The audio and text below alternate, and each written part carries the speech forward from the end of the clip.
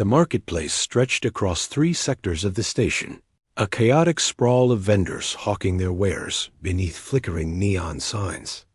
Thomas wove through the crowd with practiced ease, his worn jacket pulled tight against the recycled air that somehow always felt too cold. He had come looking for spare parts for his cargo hauler, nothing more. The stall appeared ordinary enough. Salvage and relics lined makeshift shelves, the detritus of 1,000 dead civilizations arranged without care or understanding. The vendor, a Quellan with 6 eyes and a perpetual sneer, barely glanced up as Thomas approached. "How much for the blue crystal?" Thomas pointed to a spherical object no larger than his fist, pulsing with a soft azure light. The Quellan's eyes swiveled. "That? 20 credits. Pretty paper weight." Thomas paid without haggling. The sphere felt warm in his palm, almost alive, but he dismissed the sensation. He tucked it into his bag and continued shopping. His ship, the Wanderer, waited in Dock 17. The vessel had seen better decades, but she flew true when it mattered. Thomas climbed aboard, deposited his purchases in the cargo bay, and set the crystal on his workbench without a second thought. 3 days into his journey to the outer colonies, the crystal cracked. Thomas jerked awake to the sound of splitting stone. He scrambled from his bunk and rushed to the workbench, where the sphere had split cleanly in half. Light poured from the opening, not the soft blue glow from before, but a brilliant white radiance that forced him to shield his eyes. The light coalesced. It twisted and shaped itself, drawing matter from the air itself, or perhaps from somewhere else entirely. Thomas stumbled backward, hitting the bulkhead as the form took shape.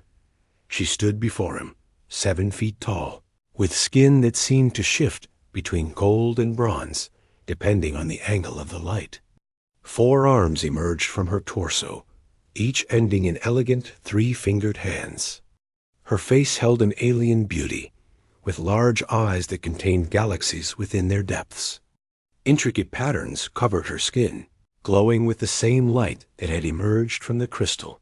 She collapsed. Thomas caught her instinctively, grunting under her weight as he lowered her to the deck. Her eyes flickered open, unfocused and filled with confusion. "Where?"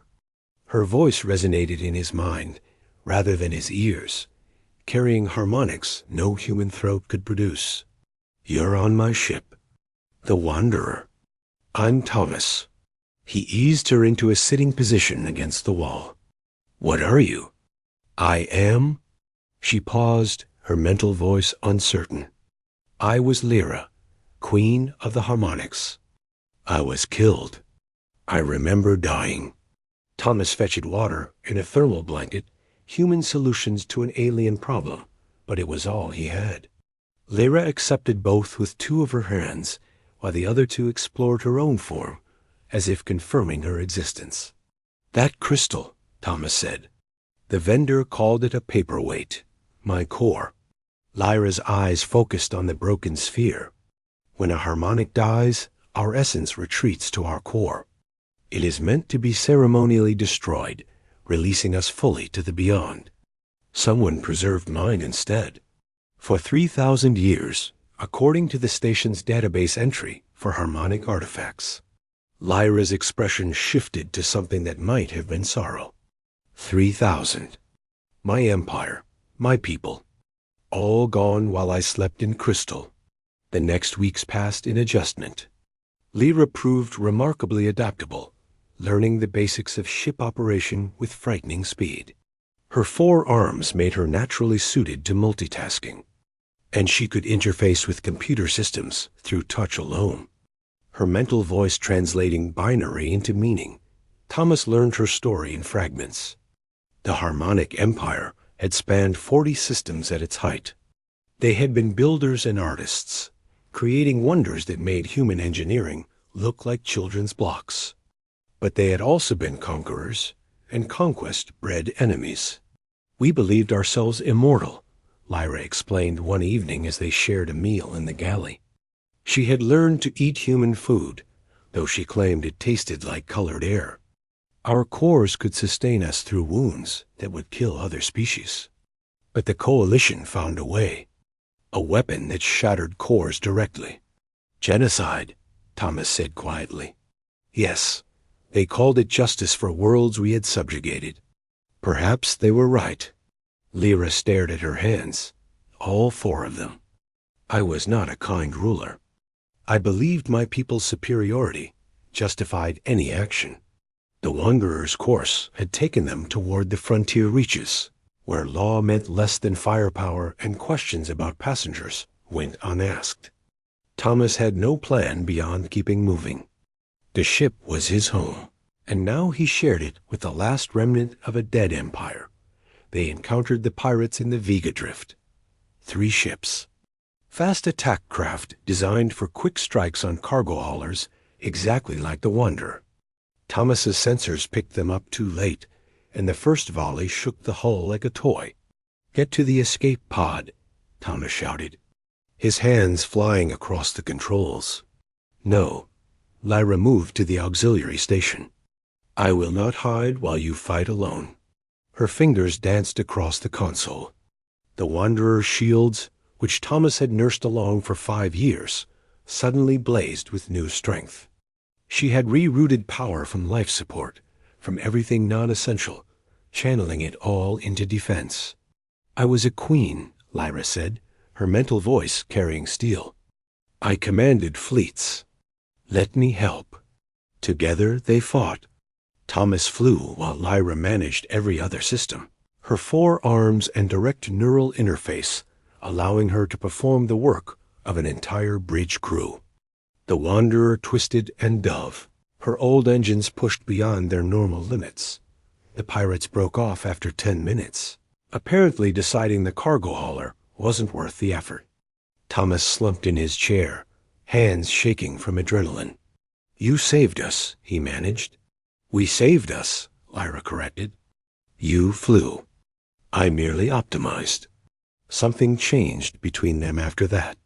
Trust, perhaps, or the beginning of it. They were no longer stranger and resurrected alien, but crew. Partners in survival. Lyra began to change in other ways too. Her skin patterns shifted, the glowing lines rearranging into new configurations. She spent hours in meditation, her mental voice silent even to herself. I am remembering, she explained when Thomas asked. Not just my life, but the lives stored in my core. Every harmonic queen carries the memories of those who came before. I am the last, so I carry them all. That sounds overwhelming. It is illuminating. Lyra's eyes met his. I see now what we were. The cruelty we justified, the peoples we destroyed in the name of harmony. We believed we brought order to chaos, but we only brought more suffering. You can't change the past. No, but I can choose what I do with this unexpected future. They made port at Terminus Station, a sprawling habitat at the edge of explored space. Lyra insisted on coming out of the ship despite the risk. She wore an environmental suit that hid her form, but her height and 4 arms drew stares in the station's archives. She searched for any mention of harmonic worlds. Thomas watched as she accessed files, her fingers moving with desperate speed. Nothing, she whispered finally. No ruins. No artifacts beyond what scavengers have scattered across 100 markets. It is as though we never existed. You exist, Thomas said. That's not nothing. Lyra turned to him, and for the first time he saw tears on her alien face. What purpose does one surviving member of a species serve? I am a relic. A ghost. Perhaps I should have stayed in Crystal. No. Thomas surprised himself with his vehemence. You're here now. You're real. Maybe your purpose isn't to restore what was. Maybe it's to build something new. They left Terminus with a new course plotted. Not running anymore, but searching. Searching for other lost things, other remnants of forgotten peoples. Lyra suggested it, and Thomas agreed. The galaxy is full of endings, Lyra said as they jumped to faster than light. Perhaps we can help make some new beginnings." The wanderer flew on into the black, carrying a human and a queen, both outcasts in their own way, both choosing to move forward rather than dwell in the ashes of what had been. Thomas glanced at Lyra, who sat at the navigation console, all four hands working in concert. She had been purchased as a curiosity, a pretty crystal to decorate a workbench. Instead, she had become something he had never expected to find in the cold vacuum of space. A friend, a purpose, a reminder that even from death and ruin, life could emerge again. The stars stretched before them, infinite and full of possibility.